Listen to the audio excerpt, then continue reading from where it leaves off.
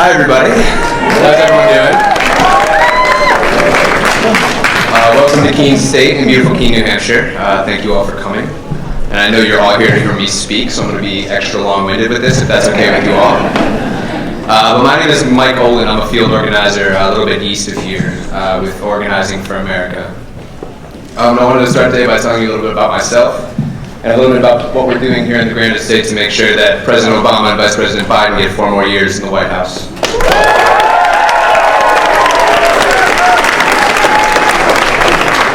Now, while the Granite State has recently developed a place near and dear in my heart, I'm actually, I have to admit, from a little bit east of here in a small town called Topsom, Maine. Maine.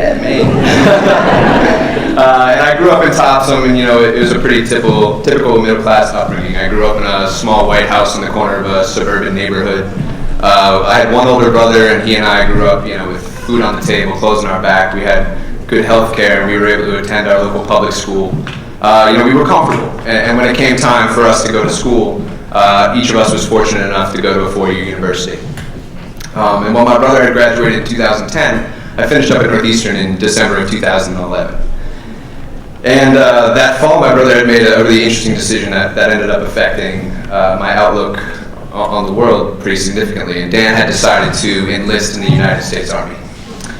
So, my brother's a person that I'm incredibly proud of, and don't get me wrong, I was proud of him far before he enlisted. He's just one of the most kind-hearted people you'd ever meet, and he means a lot to me.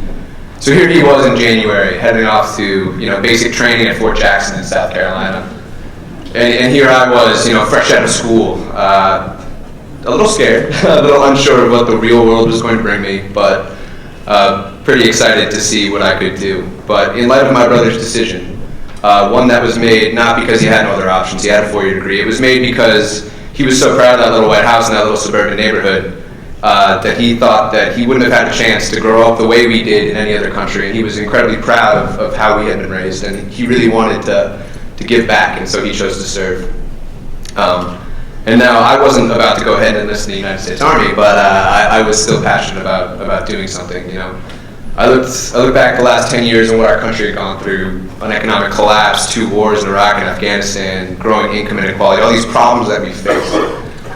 What I thought to myself is that I wanted to take action like my brother did. I didn't want to be complacent. I didn't want to sit back and cast my ballot every November and feel like I had participated in the system. I wanted to do something active, and I wanted to get involved.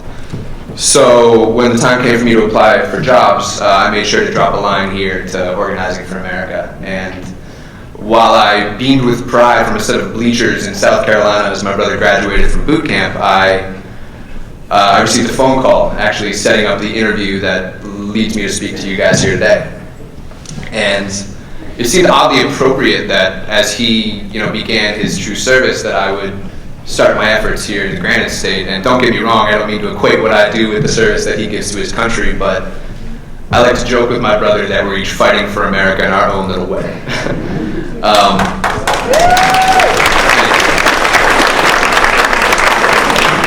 And so while there are, of course, not equal sacrifices, one thing was true and one thing was apparent to me is that this campaign and this election year, it is a fight. It is a fight for America. It's a fight for our middle class, for the millions without health care. It's a fight for women. It's a fight for our LGBT community. It's a fight to make sure that we keep going forward and that we don't go back to where we were 4 years ago. And so I'm here today to ask for your help in that fight. Because if people aren't participating in their local communities, if we're not organized in these places here in the Granite State such that we can help President Obama and Vice President Biden get reelected, then we're going to face a rough 4 years. And while I am sure that we will prevail in November, I just want to instill in all of you the idea that without your help, it's a very difficult road. And so today, when you exit these doors after Vice President Biden has spoken to you, which I hope you're all very excited about, by the way, you'll be faced with a choice similar to the one that faced my brother and that faced myself as I got out of school, and that is to be complacent or to take action.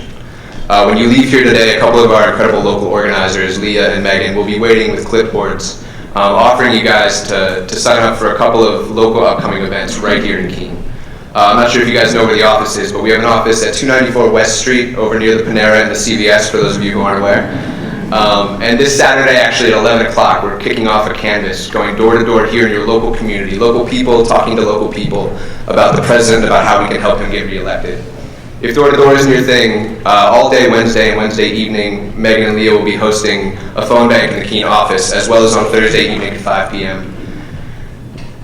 And while I know it would be really tempting to walk hastily to your car through the rain, I urge you to just take a minute and have the conversation with them and ask yourself, am I doing enough? Am I doing what I think is true action? You know, am I being complacent, or am I getting involved in this process and doing something a little more than casting a ballot? Am I talking to my neighbors? Am I involved in my community?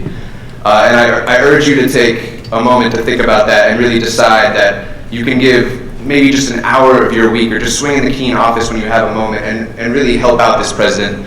Because I think you all know what we're up against. You all know where we've come in the last 4 years, and you all know that we want to keep going forward. So let's just please think about that. And when you see Leah and Megan outside, don't brush them off and walk hastily to your car. Make sure you give them the time of the day, and hopefully the next time that they'll be seeing you at the office. So thank you all for listening to me. I don't want to take too much more of your time, but I hope you'll take some action. I hope you'll help us re-elect President Obama in November. Thank you guys very much.